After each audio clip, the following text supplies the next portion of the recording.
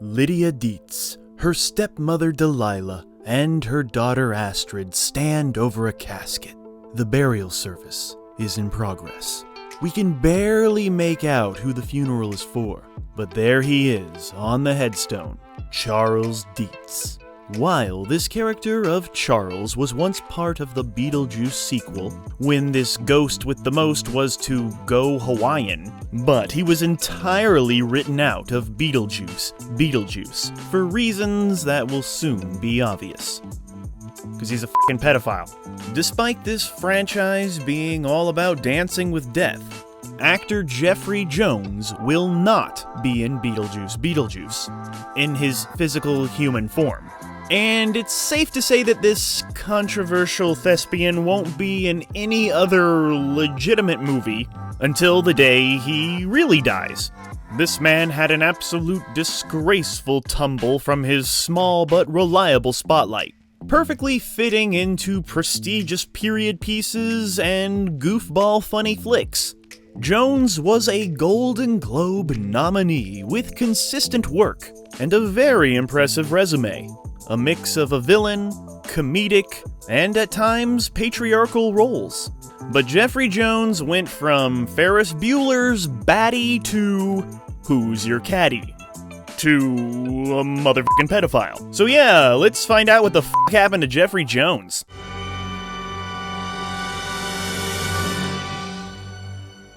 But to truly understand what the f*** happened to Jeffrey Jones, we must begin at the beginning, and the beginning began when he was born on his birthday, 1946, New York. Jeffrey Jones took to small theater, traveling the world and stepping into roles in prominent works. After conquering the stage, Jones would move on to television, mostly in one-offs, miniseries, and TV movies. His first notable credit would be in the Cold War actioneer The Soldier in 1982, next playing a sleazeball opposite Rodney Dangerfield in Easy Money in 1983. But his true breakout came with the widely acclaimed Best Picture winner Amadeus, playing Emperor Joseph II. For his performance, he would earn his only Golden Globe nomination, Best Supporting Actor, but would later miss out on the Oscar nomination. Many people say he should have been nominated, but who cares now, right? This Amadeus acclaim would lead to Jeffrey Jones landing his signature role in Ferris Bueller's Day Off in 1986. The ultimate authoritarian, ego-tripping prick, at least to the teenage mindset. In this movie, Ferris Bueller's Day Off, Jeffrey Jones' character is on the hunt for this young teenage boy. And because of Mr. Jones, a lot of these scenes are really creepy now. But let's try not to think about that so this fucker doesn't ruin this movie. I got you, Ferris. But scandal and disgustingness aside, you have to admit that he played this character perfectly. He has this wonderful, sleazy weasel quality, and you have to admit that this movie is kind of amazing, and part of it is because of this horrible man's wonderful performance. But I guess seeing him get attacked by a dog and, step in a puddle and stuff, it's kind of even funnier now because, he deserves it.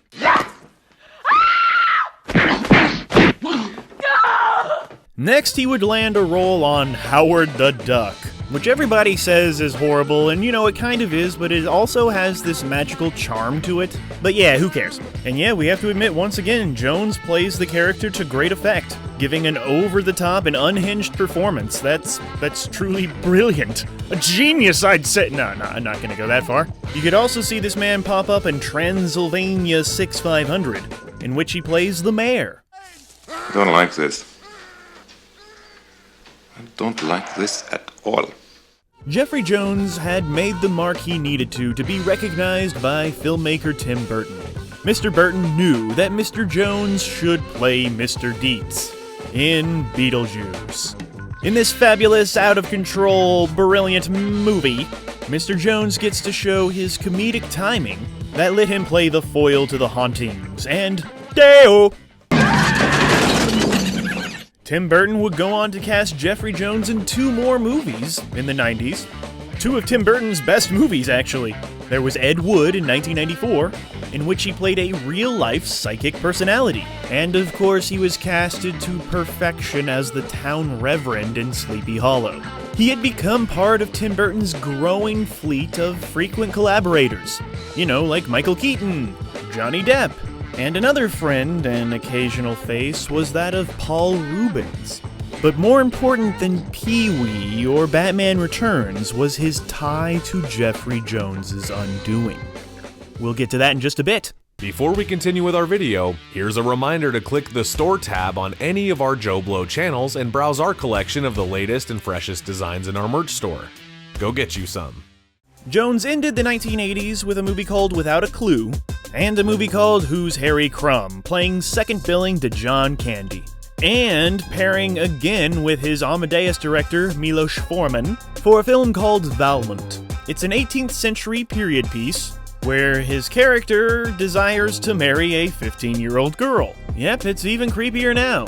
But we can't let him ruin our precious Valmont, right, y'all? Jeffrey Jones, too, gave the sitcom scene a shot, playing a cartoonist who could bring his works to life in The People Next Door, which only lasted 10 episodes, half of which never aired. The 1990s started off very promising for Mr. Jones, playing a submarine commander in John McTiernan's The Hunt for Red October. Then came a trio of flops, all in 1992, like Out on a Limb, reteaming with Ferris Bueller himself. There was also the idiotic sci-fi family flick Mom and Dad Save the World, and Stay Tuned, another idiotic sci-fi family flick. But at least this time he got a chewy villain role to play. Sorry, Spike. You're canceled. After an uncredited turn in Oliver Stone's Heaven and Earth, he balanced the rest of the decade with a mix of comedies and dramas. There was a small role in 1995's House Guest, then he would move back to his stage roots playing Thomas Putnam in The Crucible, and yeah, perfect casting. This guy just looks like he has a face that belongs, you know, in the past. He also has a face that looks like, you know. Meanwhile, 1997 saw him playing a law firm partner whose big mouth gets him killed in The Devil's Advocate. He played an over-the-top racist in The Pest, and he had a part in the indie flick Flypaper. He also appeared in Stuart Little, playing Uncle Crenshaw, and he was in a really scary, brutal horror flick called Ravenous, as a colonel who turns into a cannibal. And yeah, this makes it really creepy, but it's kind of a good creepy because this movie's supposed to be creepy and horrific. So thanks, Mr. Jones. He would spend a sizable portion of the 80s and 90s doing spots on shows like Amazing Stories, Tales from the Crypt, The Outer Limits, as well as lending his voice, one of his strong suits, to shows like Duckman and Eek the Cat. As for movies, before he got in trouble, there was a role as a senator in Company Men, a hotel manager in Heartbreakers, the primary antagonist in Dr. Dolittle 2, and even the vice president of the United States of America in How High. In the early 2000s, Pee Wee Herman himself, Mr. Paul Reubens, was under a year-long investigation for lewd material. While no evidence was found and no charges brought, this Pee-wee search that found nothing would somehow point authorities in the direction of Mr. Jeffrey Jones. In the year 2002, Jeffrey Jones was arrested for possession of child pornography, even supposedly hiring a 14-year-old boy to pose for explicit photographs. As such, Jones faced a felony count of using a minor in an explicit film, and a misdemeanor of possession of child porn. Jones has denied all accusations, saying, "All I want is for the truth to come out, and for this matter to be resolved as quickly as possible." After pleading no contest, Jones received 5 years probation and had to register as a sex offender, also being made to undergo counseling. And a slap on the wrist, I guess. Following the sentencing, Jones stated, "This concludes a really painful chapter in my life. I am sorry that this incident was allowed to occur." Allowed to occur? The f*** does that mean? Such an event has never happened before, and it will never happen again. Oh, he's just one of those one-time minor attracted persons. But troubles would haunt him still, as in 2004 he failed to update his sex offender status in Florida, and in 2010 failed to do the same in California, receiving 250 hours of community service as punishment, and another slap on the wrist. Slap, slap. And that was pretty much the end of Jeffrey Jones' career. Pretty much. Prior to this, Jeffrey Jones had solidified himself as a familiar face among movies and television. He wasn't quite a famous character actor, but he was undoubtedly a character, and a certified, hey, it's that guy kind of guy. Despite his troubles, he still landed a vital role on a key show in the golden age of television. This convicted sex offender played a newspaper editor on HBO's Deadwood, which allowed him to tag along to a SAG nomination for the whole cast, and he was even invited back for the 2019 movie. Outside of that, Jeffrey Jones has appeared in junk like Who's Your Caddy, his first quote-unquote major movie since his arrest. And for some reason, he was in the 2014 disaster flick 10.0 Earthquake, which failed to shake up audiences and critics alike. And that's just the sort of fare we would expect from Jeffrey Jones now, if he gets a role at all.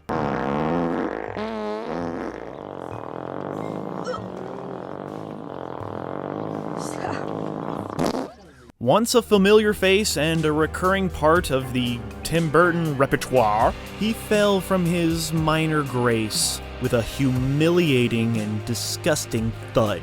To most of us, he'll always be Ed Rooney and Charles Dietz, Emperor Joseph II. And while his disgraceful behavior doesn't take away from any of those wonderful movies, these wonderful works of cinematic art, they're just too good to have one pervert ruin them. You know, movies like Howard the Duck. And yeah, how appropriate that his inappropriate acts would bury his career, as Tim Burton buries his body, and his Beetlejuice family closes the casket on the Jeffrey Jones legacy. So you know what? It's actually okay to give a f*** about what the f*** happened to Jeffrey Jones because well, it's fucked up.